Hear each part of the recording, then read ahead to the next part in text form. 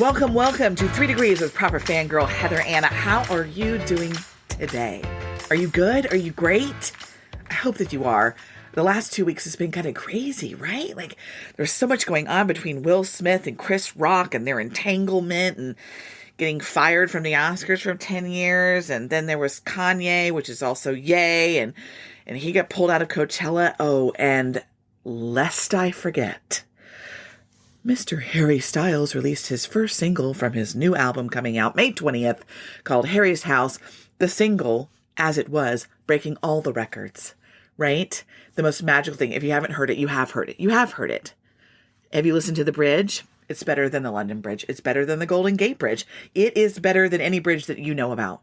And I will fight you about that. I mean, I won't fight you like Will Smith will fight you about it, but I'm just saying I might argue with you reasonably and calmly, because that's the way that we should be doing things, you know, because it's polite and civilized and has manners attached to it. Anyway, Harry Styles will be at Coachella. He'll be headlining Friday night, the 15th, and I'm excited.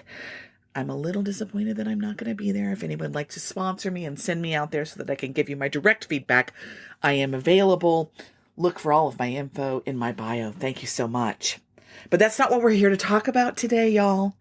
Y'all get so distracted so easily. Come back. Okay, what is this episode about today?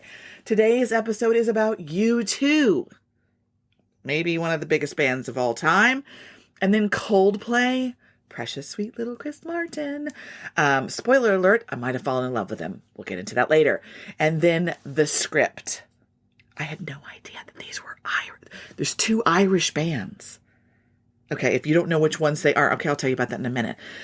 All right, guys, here's what I think you need to be doing. You might need to be running for this episode. I know that I have said before that I don't believe in running, but this may be an episode you should run to, because there's some anthems that you're going to need to get on board with if you don't already know them. You do. You do. I know you do.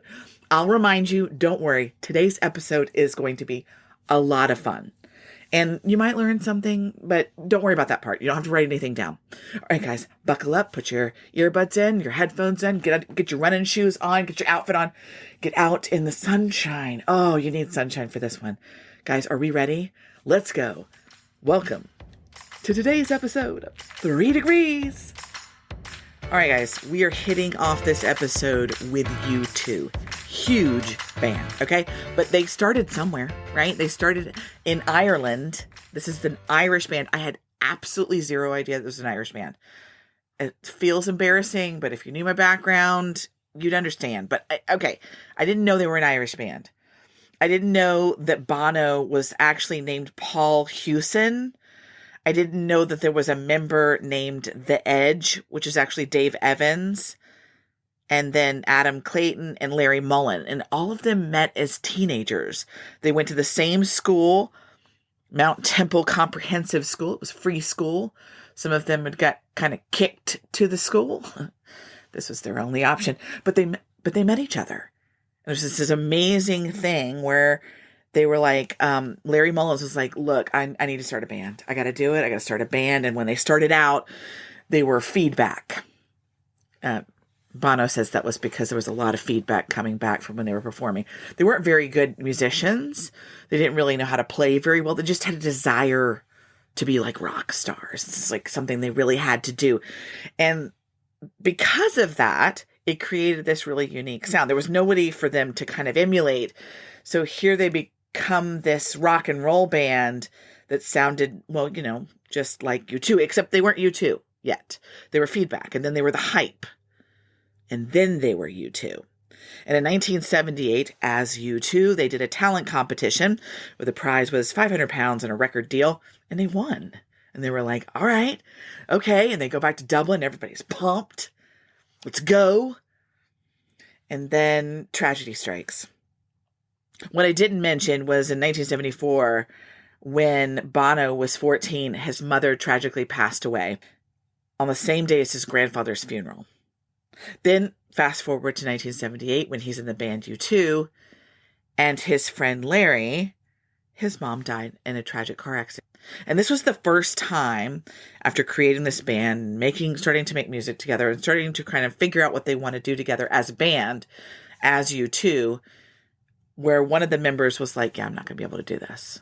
and he starts withdrawing from his friends. And here comes Bono, and he says, look, man, I've been where you are literally 4 years ago.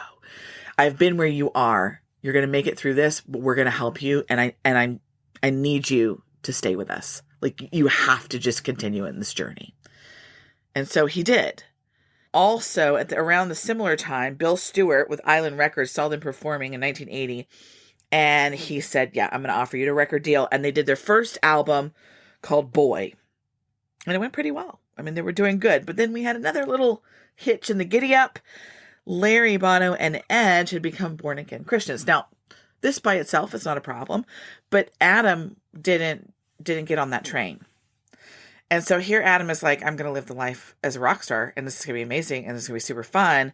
And we've got Larry, Bono, and The Edge sitting in the back of the van, you know, having like Bible study together. And then they start getting kind of like, I don't know, man. Like, I mean, are we going to live the rock and roll lifestyle? Like, I don't know if this really like aligns with Christianity. I don't know if we really can do this. Like, you know, maybe this isn't for us. And again, they almost break up. So much so that like Larry and Bono were like, okay, maybe we're focusing on some radical Christians and maybe we can make music without going against our belief system. But The Edge was still like, no, I don't feel good about this. And so he and Bono get together and he's like, look, man, I don't want you to do anything that you don't want to do. So I really want you to think about this. And if you don't feel good about it, I understand. We got to keep our friendship, but I need you to be on board. And he thought about it and decided, okay, let's keep moving forward. But this was the second time that they almost broke up. Now, this started in 1976. And what year is it? 2022? The band is still together. Little spoiler alert. The band is still together. So after they did their first album, their second album, they got to their third album, which was called War. And this is where they found their voice. This is where they found, okay, this is the sound of U2. And Bono was kind of used to these smaller venues where he could really connect with his audiences. And now he's starting to perform to these much larger audiences. And he still wanted to connect with them. So much so that he would often leave the stage, go out into the crowd until it kind of got dangerous. At one point, he got lost in the crowd. He used to go out there with a big giant white flag. The flagpole got broken. Half of his clothes got ripped off by the time they finally got him back on stage. So I was like, okay, Bono, please don't go off the stage without our permission. Written consent from all of us, please. So he conceded. They ended up performing in 1985 at Live Aid. And if you don't know anything about Live Aid, let me give you just a little something. Live Aid was a benefit concert. It was held on July 13th in 1985. It was to raise funds for the famine in Ethiopia. They had started it with a charity single called Do They Know It's Christmas? You've heard it. I know you've heard it. Everybody's singing. And on the same day, there were other concerts that were going on, but they had Wembley Stadium in London and the JFK Stadium in Philadelphia happening at the same time. They had an estimated audience of 1.9 billion in 150 nations, which was nearly 40% of the world's population. U2 was there. U2 was a performer. Now, were they a huge band that everybody knew? No, they were one of the smaller ones. I mean, Queen was there. I mean, there was a lot of other bigger bands that were there, but they were in it, and they did not disappoint. So now they've made a name for themselves, and they're headed in a direction. And then they go visit the States and end up at a museum that's displaying the effects of Hiroshima and Martin Luther King, and they go back home and they write an album with all this heaviness of this trauma and injustice on their minds. And when you think of U2, it's really kind of hard not to talk about their political ventures and how they had something to say, something to promote, someone to promote. And it was around 1987 where they fell in love with America. And in fact, even musically, they started studying country music, blues, and rock and roll, early rock and roll, which heavily influenced the album called Joshua Tree. Now, this is the album with or Without You, and then I still haven't found what I'm looking for. You should know both of those. Those were actually pretty popular in the States. But they were still having some things go on in their band. There were still things kind of threatening this unit. Adam was having some issues with drugs. He got arrested a couple of times, and that was threatening the band. And Larry was losing the joy in doing the music. And so finally, at the very end of the 80s, the last night of the 80s, in fact, they stated that they were going to take a break. So by the time that they came back in the 90s, it was like, okay, all right, we didn't break up. We made it. We took a break. We reevaluated, we reassessed, but we've got to change our sound. Things have got to be different. So they start working on their sound, and then, the electronic thing is in there, and the Edge is like, really, I just don't know if I can do this anymore. We're fighting all the time. Things just aren't happening. And if it comes down to whether we're going to be in U2 or we're going to still be friends, U2's got to go. And then the guitar riff. And then Bono coming in with, is it getting better? Do you feel the same? I'm not Bono, okay? But they write the song One. And it's talking about carrying each other. As people, but as a band.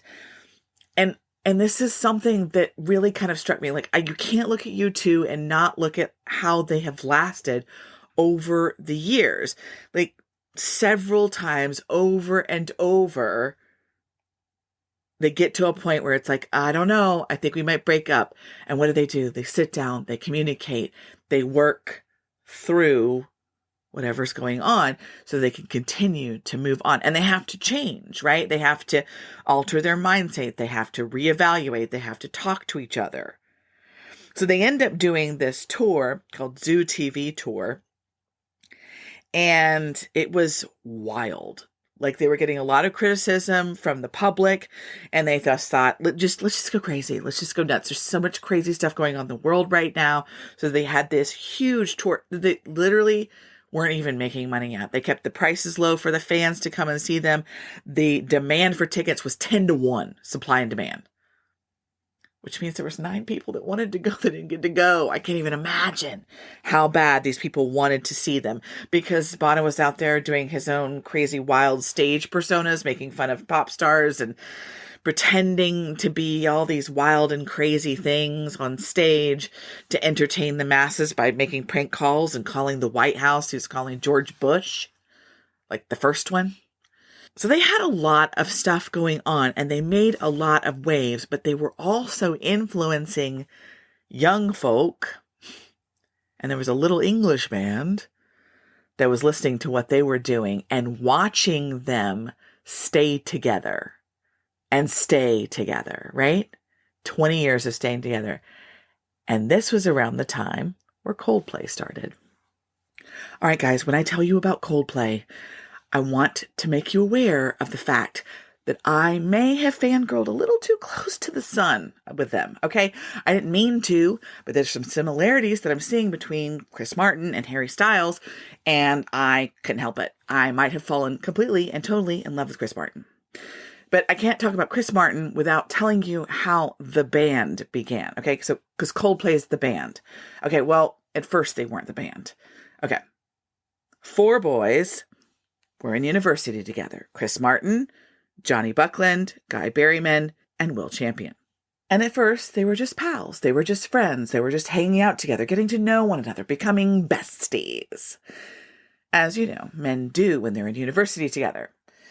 And then they decided they wanted to be in a band together. So Chris is going to be the frontman. He's going to be the singer. And Johnny is going to do lead guitarist. And Guy Berryman's going to be the bassist.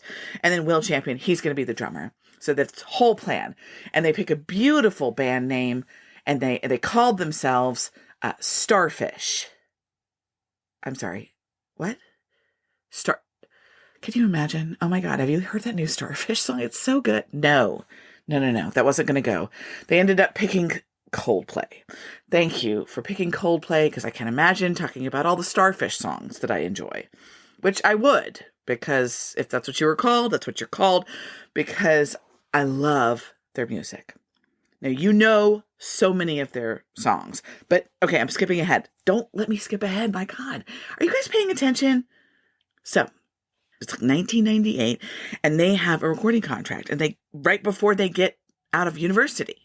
Like, when does that happen? When you're done, you get to be a professional musician. Oh, okay. So they do their first album. How did the first album go, you ask? Well, it went pretty well. They won a Grammy. Okay. The first album was Parachutes. Now, 13 million copies were sold. Do you know what was on that album? You know the song Yellow? I would sing it. Yeah,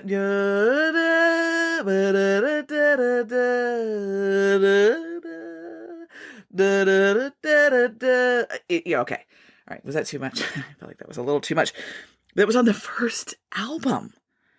It won a Grammy. So, okay, that went really well. The second album, 15 million copies sold. And the third album, 13 million copies sold, and was number one across the board. And then there was Viva La Vida in 2008. Also number one across the board. This band had something really, really special. Now, when they were working on their fifth album, they brought in a new producer. His name is Brian Eno. And he was a teacher of sorts for them. They were not struggling, but they needed some help. See, Chris is really the songwriter in the group. He says that his music kind of comes from the universe or God or however you see it, but it just comes to him. And so he ended up writing all of the songs. And so then he would come with a full body of work, and they added their parts into it to make it what it was. But, you know, he was a little domineering, and this is what I think it should sound like. Here's the whole thing. So Brian Eno comes in and he was like, yeah, okay, Chris, I think you need to take a step back, and we need to see what can happen when we get the other bandmates involved. This needs to be more of a collaborative effort when we're writing songs together. So I need you to take a step back. And he's like, okay, you know. So he takes a step back, and they start to get more out of the bandmates. In fact, Guy Berryman did the beginning of Magic. And if you don't know Magic, that was on their sixth album, Ghost Stories, which is one of my favorite albums. I remember having the physical CD in my hands. I loved Magic, and I loved A Sky Full of Stars. But they had Viva La Vida, which won Song of the Year, and Yellow, which was on their first album, and Fix You, which they wrote about putting yourself back together after a loss. And then, nobody can forget the piano intro to Clocks. And now we have My Universe. I have to say that it wasn't just the music that drew me in. I'm listening to the interviews, and I'm listening to Chris Martin, who's the frontman of the band, and he's brilliant. He doesn't read music. He's constantly joking, always trying to be kind and modest. He talks about how one of the things that they would say about the band and him really was that, the English would say they're so polite and middle class, which apparently is like a real insult. We wouldn't want to be polite, would we? No, they were basically calling them boring. They're too nice. They're not real rock and roll stars. He has this self-professed insecurity where he needs to please people, where he needs to entertain, where he needs to, run out in the crowd and get chased by all of his fans because he needed to do something to spice it up. He talks about being a watcher of the exits, It's the silhouette factor. When you start seeing all the people walking out of the exits, you know that song probably shouldn't have been in the set list. Because that's when everybody decided to go get a hot dog. I was like, wow, you guys are watching that? Oh, okay. Good thing that during Harry Styles' concerts, I don't even leave my seat. That is saved for whoever the opener is. I'm so sorry if you're an opener for Harry Styles. But that's when I'll be getting something to eat, something to drink, and using the restroom. But he also talks about the fact that Chris being the frontman kind of took the pressure off of the rest of the band. He was a shield to them. But from where Chris grew up, being an international rock star wasn't like the highlight of his community. That wasn't the most respected thing in the room. He tells the story of his dad jokingly telling someone, you know, I've got a son that's a banker, and I also have a son that's an international rock star. And the local looks at him and says, oh, really? Which bank? It wasn't a thing that was this magical thing, but it was something that Chris needed to do. He has this gift that he needs to continuously put out there. And if you've ever been to a concert, you understand that it's colors and lights and ballads and anthems and paper butterfly confetti and powder cannons and rainbow and balloons. And it's so interactive that you would never feel like you weren't the most important thing in the room. They are there to entertain you. But what I loved about Chris is not just his weirdness and the fact that he's always joking and tells these complete and total stories that are complete and total falsehoods just to play with you. But it's the fact that he's trying to be real and authentic and share himself, even though he spent a fair amount of his time trying to hide. It's like there's learning happening. And one of the reasons why he was connected to U2 is because they used U2 as an example of how to stay together. And they would go to them and talk to them and say, okay, tell me, how did you do it? How did you manage this? And they talked about their communication with each other and how they never let one of the other bandmates fall off. Will Champion's mother died right before their first album came out. There was support there. There have been breakups and divorces and losses that they had to support each other through. There were personality conflicts where Chris needed to learn to be a little less domineering, to let go a little of everything being perfect, because it's never going to be. It's never going to be perfect. Chris Martin has love buttons that he hands out to people when he feels a connection with them. He keeps some in his pocket, but one's always clipped to his shirt. He's full of energy. He's positive. He's a learner. He's a list maker. He's kind and modest, an enthusiastic dancer, not a talented one, he'll tell you. But there's something so incredibly beautiful about what he's trying to bring to the room. Go back and look at the lyrics of Fix You. Try to understand Yellow and live in a sky full of stars. Coldplay may not be the typical rock band, alternative rock, pop rock. I mean, they may not sound like anybody else. They may not be like anybody else. But my favorite thing about them is that they are always trying to do better, to be better. Whatever the last album was, they can do better. Whatever the lyrics were in the last songs, it can be better. Bono said, we look up to them. We look up to Coldplay. And the interview kind of laughed and said, really? He was like, yes, they raised the standard. I can't imagine having a band that I looked up to say that we, as the new band, the newer band, that we raised the standard. It's this kind of reciprocal appreciation and admiration between these two bands that really inspired me. And in fact, there's another band that was inspired in this whole trilogy of artists. And that next artist is The Script. All right, guys, let's talk about The Script. The Script is an Irish rock band.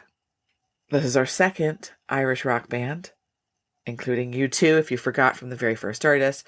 But they were formed in 2007, nearly 30 years after U2 started.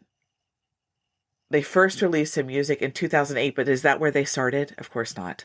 No, it was Danny O'Donoghue and Mark Sheehan that were best friends at 12. In fact, they ended up in a boy band called My Town in 1996 and got invited to go to Canada and almost ended up with a record deal, but it fell apart. So they ended up going to LA and they decided to produce some music. And they ended up working for the likes of Britney Spears, Boyz II Men, and TLC. But that's not what they wanted to do. This was not the direction that they were really trying to head in. So after a couple of years, they ended up deciding, let's go back to Dublin. And they found Glenn Power, who had started playing drums when he was 8 and had been professionally playing in sessions since he was 15.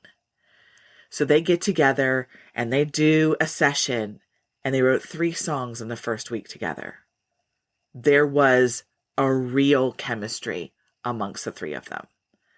And so they headed in and said, look, this is what we've got. They put out the demo and they get signed in 2005 with Phonogenic. They released their self-titled debut album, The Script, and they end up with a hit, The Man Who Cannot Be Moved, and also Break Even. My favorite actually is Before the Worst, but I'll put it on the playlist for you to listen to later. But something that happened in 2009 was when they got to open for U2. Now, this is another Irish band that they had looked up to. And here they are opening for this epic, iconic, and legendary band. And if you ask them, what did you learn from U2? What did they bring to the table? They will tell you they learned to be good people. That what they knew about U2's reputation was that they were kind people, fair people, and people that didn't gossip. They didn't talk about their peers. So that's what they worked on. How to stay together and how to do right in the industry so that you could have longevity. They ended up releasing for the first time in 2010, Hall of Fame in 2012, and a few other hits that you will absolutely recognize when you listen to the playlist this week. But what I really want to focus on is how they treated one another and how they treated the seriousness of staying in their band. Danny lost his dad in 2008 and his mother in 2019. Glenn also lost his father, so they knew what tragedy looked like. They knew what it was like to stumble, fall, go down a bad road of self-destruction. And one of the times Danny describes how if he didn't have the boys holding on to his ankles, he would have completely lost his way. When Glenn's father was dying of pancreatic cancer, he said that his dad said, you should be with the boys, you should be working, you should be out there with your mates. And he said, and they gave me the permission to just stay with my dad. There's just something so incredibly beautiful just to listen to men talk about how they were carried emotionally by their bandmates. In fact, Danny mentions that it's so easy for women to communicate how they feel and to talk things through that it seems so much harder for men to do, but that it's such a necessary thing. That they need to find ways to communicate how they feel effectively. It is what they tried to do in their music, and if you go back and look at their lyrics, The Edge wasn't wrong when he called them amazing songwriters.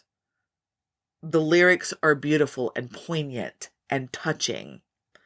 And still we have this anthem sound again. U2, Coldplay, The Script, bringing these anthems to our lives to remind us of where we came from, where we're headed, and where we are right now. We need it. We need a stand up and shout. We need a please hear me now. I have to admit, I had no idea where this road was going to go. I chose Coldplay, and I found U2, and I found The Script. And the thing that connected them all, for me, was this deep-rooted desire for connection. This deep-rooted desire to make it together.